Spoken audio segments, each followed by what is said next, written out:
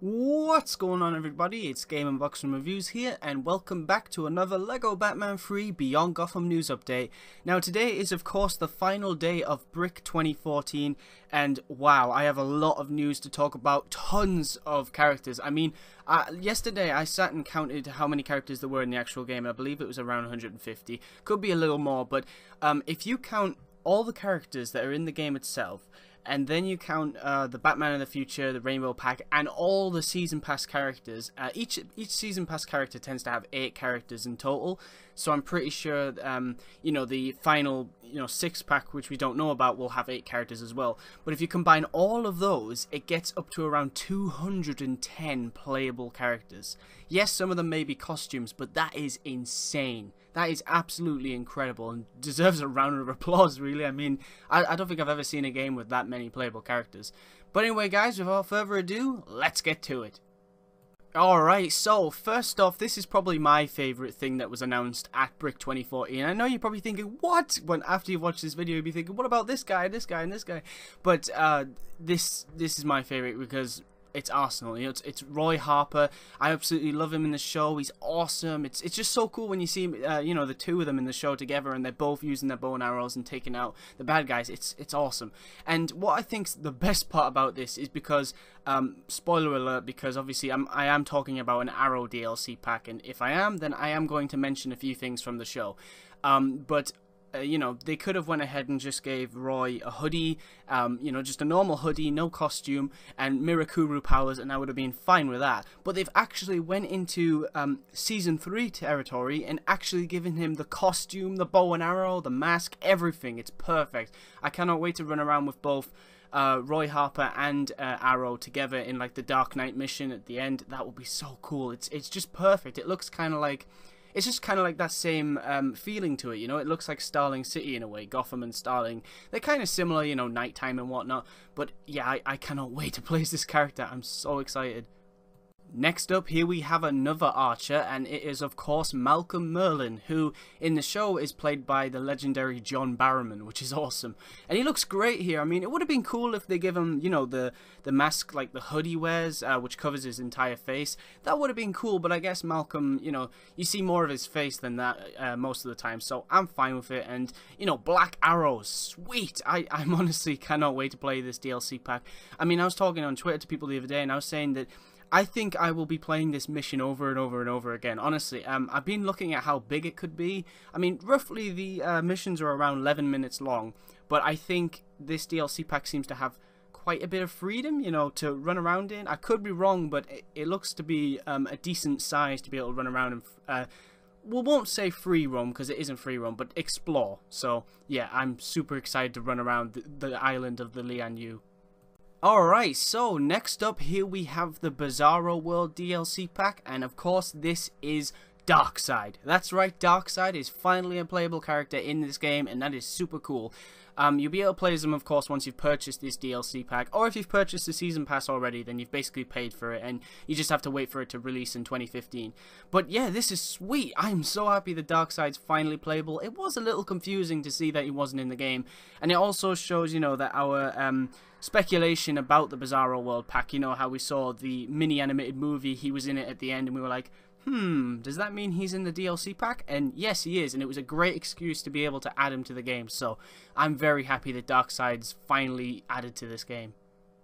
Alright, so next up here we have a man who is loyal to Darkseid and is a new god of apocalypse. It is of course Desat.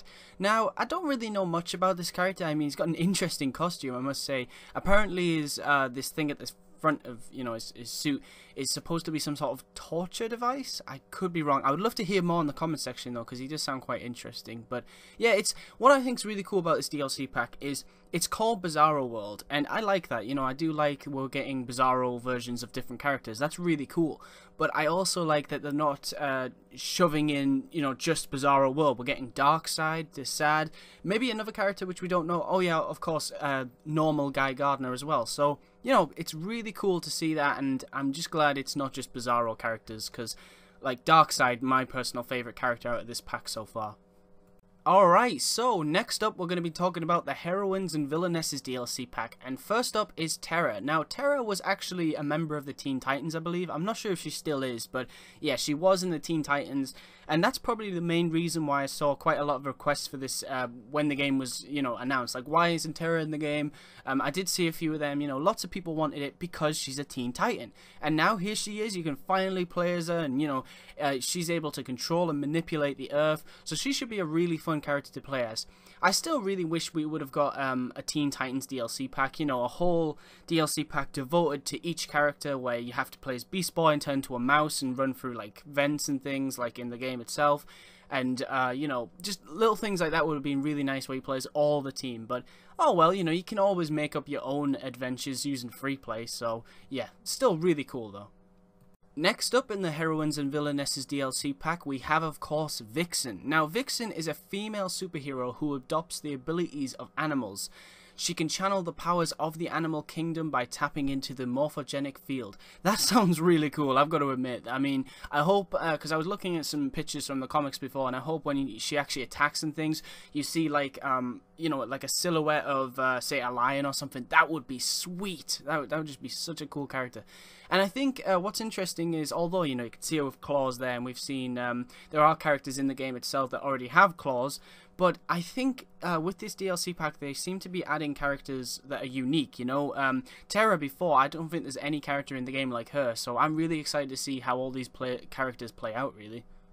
And last but not least for this DLC pack, we have, of course, Killer Frost. Now, Killer Frost, I do know, was very highly requested as well.